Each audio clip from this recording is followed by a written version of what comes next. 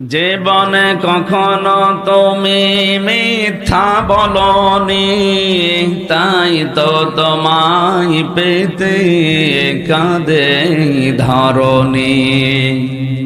তোমারই মতো নেতা পেলেও গো ফুটতো সুখেরই গোলা চামেলি বকুল। আলহামদুলিল্লাহ।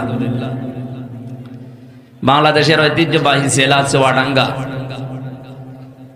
সদর থানার অন্তর্গত, দামড়হুদা থানার অন্তর্গত বিষ্ণুপুর দারুল উলুম ফরকানিয়া কওমি মাদ্রাসার উদ্যোগে দিনের বেলায় 14তম বাৎসরিক ঐতিহাসিক তাফসীরুল কোরআন মাহফিলের স্বনামধন্য সভাপতি,